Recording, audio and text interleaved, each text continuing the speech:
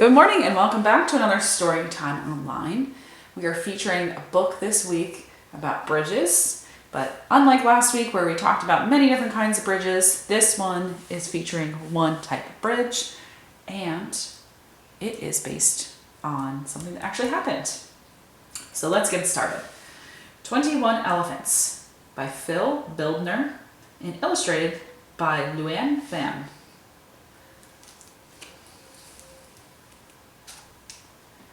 And this says Brooklyn Bridge, 1875. But if you look at this illustration, what looks different about it? Does it look like the Brooklyn Bridge? It looks like it's missing something between the two pillars here. So I think we're going to learn how the bridge is made.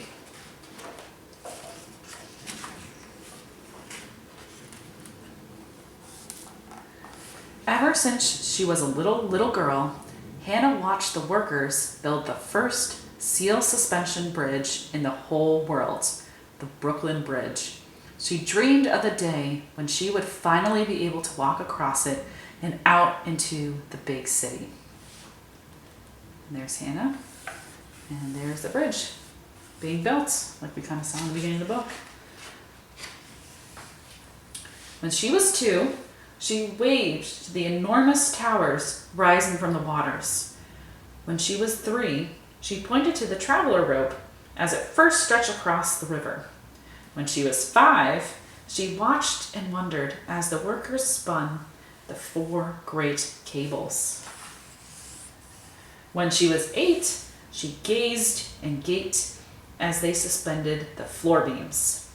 Henna's father loved his little girl dearly, but he always clutched her hand a little tighter and drew in his breath a little deeper whenever she peered out at the modern marvel.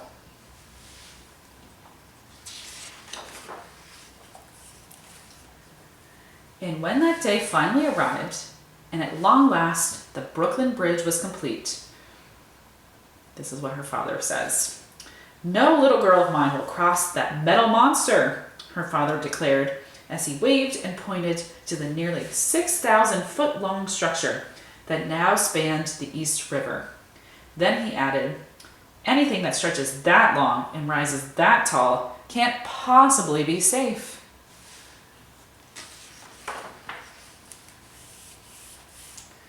When Chester A. Arthur, the 21st President of the United States, stood on the bridge alongside the Governor of New York and the Mayor of New York City, and pronounced it the 8th wonder of the world, Henna thought for sure her father would finally come to his senses. But he simply folded his arms, scratched his chin, and shook his head. No, not even the Commander-in-Chief, or the President, could change his mind.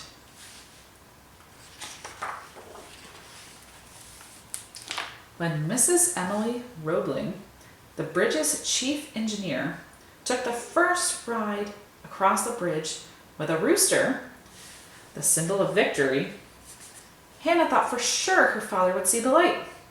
But he simply folded his arms, scratched his chin, and shook his head.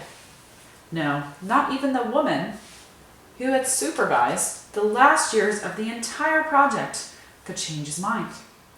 Yet Henna refused to give up. There had to be a way to show her father all the marvels of the Brooklyn Bridge. There also had to be a way to convince him that it was strong and safe.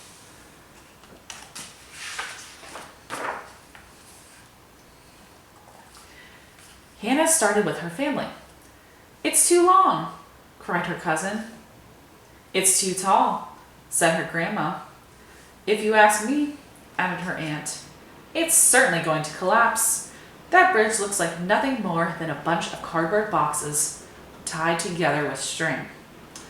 "With all due respect," Henna said, because she couldn't be impolite, "the towers are made of granite and there's over 14,000 miles of wire. Together it all weighs 14,680 tons. Whew, that's a big number. Well, I'd first power the Fulton Street ferry with my fists and feet before going over that bridge," her uncle announced, and everyone laughed.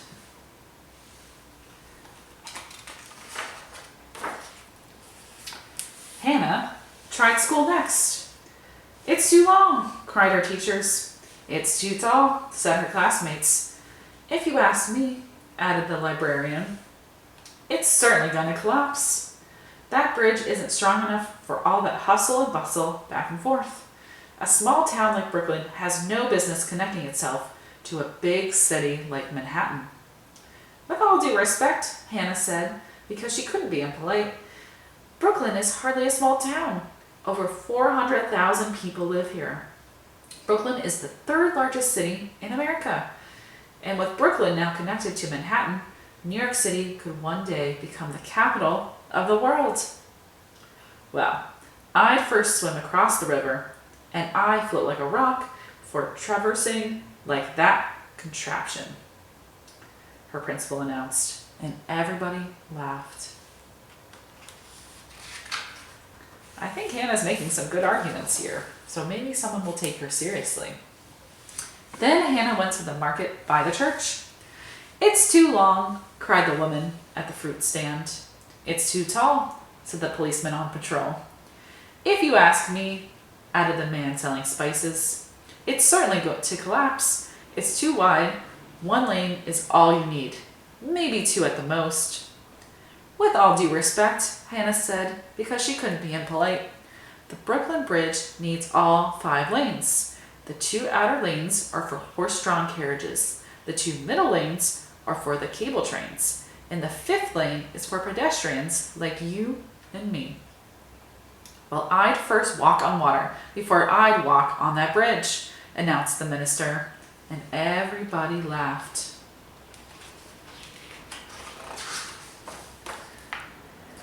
Now Henna was sad. Why didn't everybody agree with her father? Why was she the only one who wasn't afraid to walk across the Brooklyn Bridge? Why didn't anyone else share her dream? Henna's father couldn't stand to see his little girl so down. He knew the one thing that would cheer her up. What do you think that is? I do not know. A circus! This year, P.T. Barnum's greatest show on earth had an added attraction. A herd of 21 elephants. And leading the herd of 21 elephants was Jumbo, the world's largest elephant. Well, the moment Jumbo and his herd of elephants walked into the big top, the idea popped into Henna's head. Now, Henna knew Mr. Barnum was a very busy man, probably much too busy to help out a little girl with a big problem. But Henna also knew this was her only chance. She waited until the last juggler stopped juggling and the last clown stopped clowning. "Mr. Barnum," she called. "Mr. Barnum!"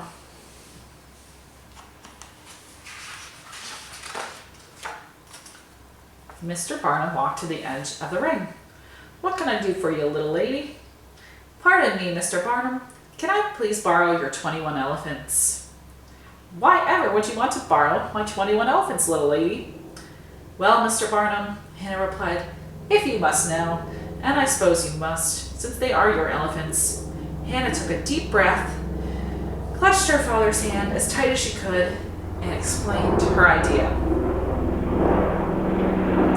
When she finished, Mr. Barnum folded his arms, scratched his chin, and nodded his head. "Great minds think alike, little lady."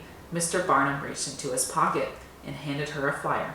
"There's no need for you to borrow Jumbo or any of my 21 elephants. This is hot off the press. Start spreading the news." What do you think the news is going to be? A few mornings later, Henna was up bright and early. She made sure everyone else was too. "Come see! Come see!" She ran through her house. "Come quick! Come quick!" She ran to the schoolhouse and the marketplace too. "Everybody, look!" And there, for all of Brooklyn to see, was a sight almost too amazing to believe. What do you think it is? It's all 21 elephants, with Jumbo leading the way.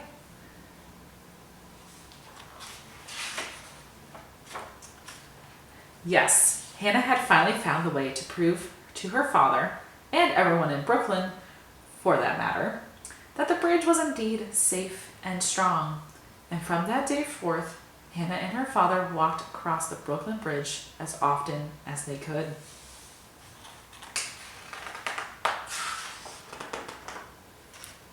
And that concludes our book. And I will read, I have a few minutes,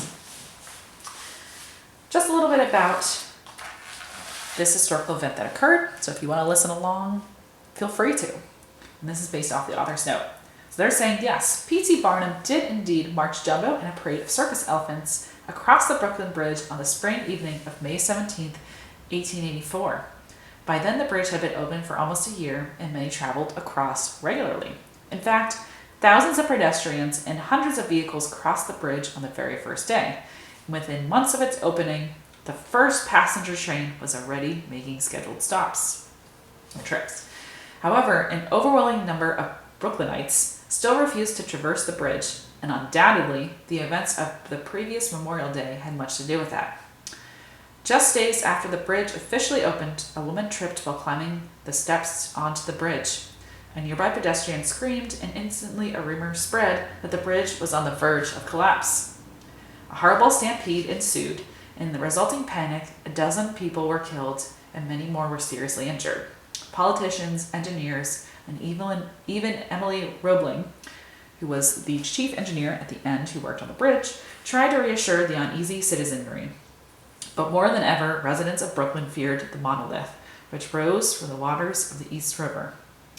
As the weeks and months passed, the skeptical public did begin to grow more accepting of the Brooklyn Bridge, but it was the greatest showman to ever walk the planet who finally laid to rest any and all lingering doubts and concerns as to what inspired P.T. Barnum to pull off, arguably, his greatest publicity stunt. Who's to say? Surely somewhere in Brooklyn there must have been a little girl who saw the bridge and her opportunity. Who's to say that some little girl, some little Henna, wasn't the source of his inspiration? And then just a little note about Miss Roebling, because she is mentioned in the story, and I think it's important to note about her. So some people question whether Miss Roebling was truly the bridge's chief engineer. John A. Roebling, the bridge's original chief engineer, died shortly after construction on the bridge had begun. His son, Washington Roebling, took over the project, but the younger Roebling was soon stricken by illness, which left him paralyzed and confined to his home. At that point, his wife, Emily Roebling, assumed the leadership role, and there's little question she directed the project for the next decade. And they just give some helpful information. So thank you all, and here we can see the Brooklyn Bridge completed in 1883. So from the beginning of the book, now it's completed. Thanks so much for joining with us today, and we'll see you again tomorrow.